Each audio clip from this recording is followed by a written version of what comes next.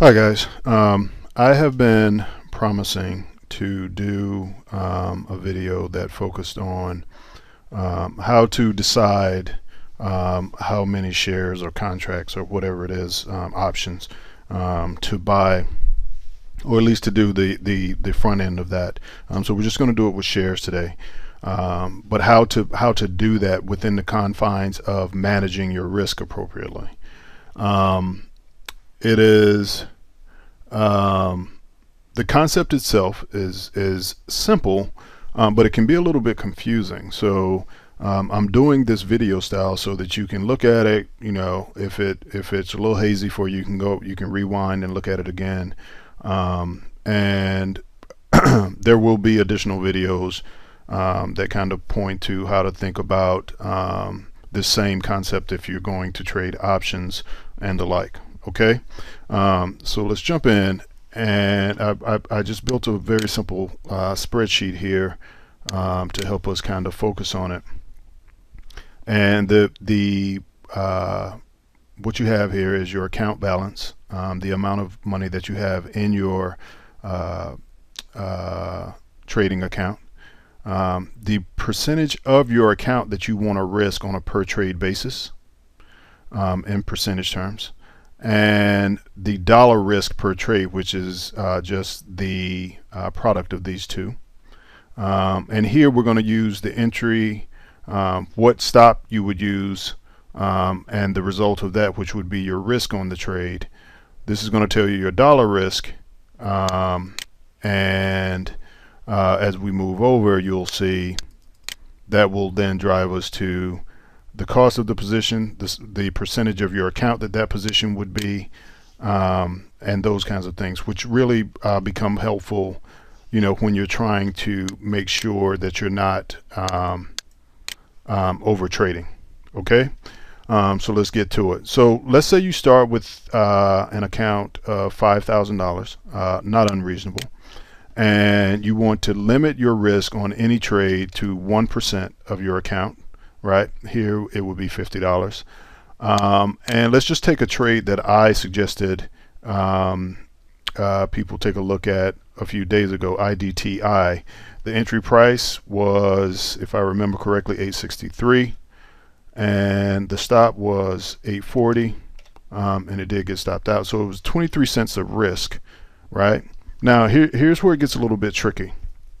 Most people, when they talk about buying a stock, if they feel like the entire dollar amount of the position is at risk, and in theory it is. If you pay $8.63 for a share of a stock, and that's the price of that stock goes to zero, then you lost the entire $8.63. The reality is most people would get out of the position before it managed to get to zero.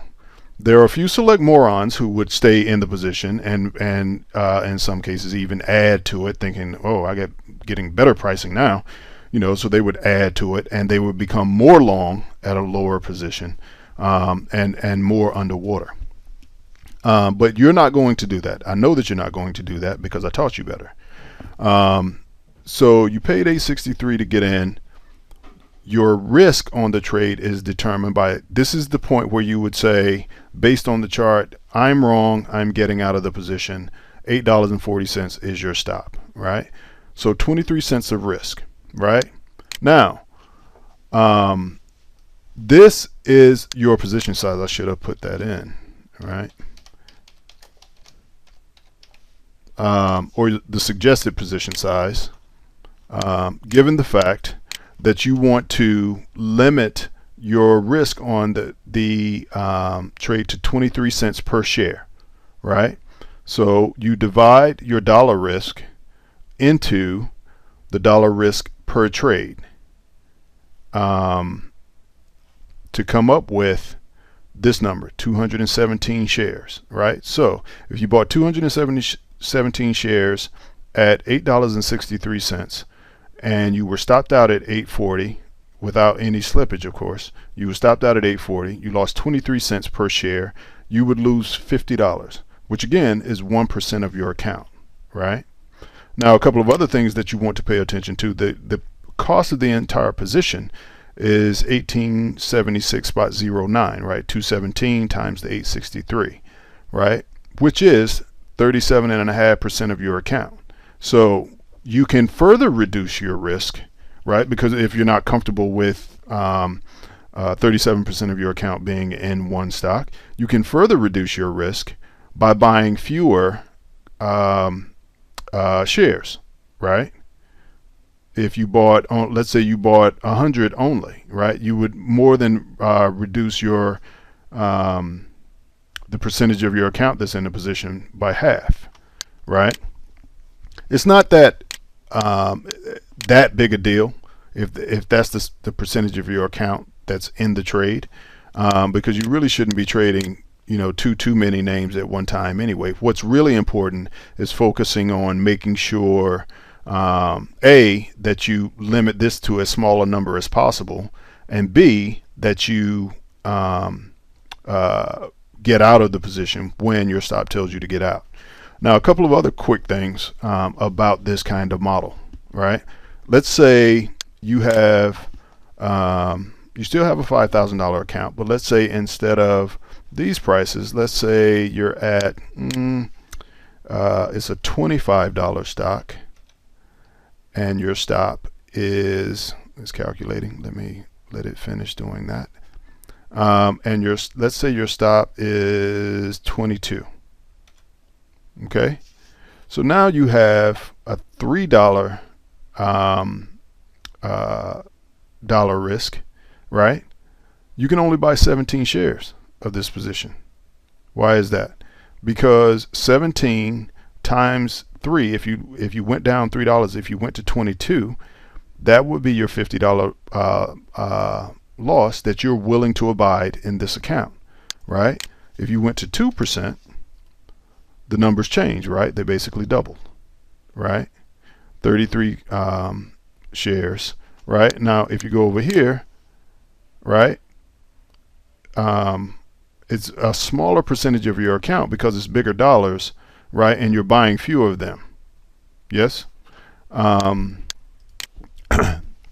So interestingly enough, it's less hairy, right? Now let's do one more thing.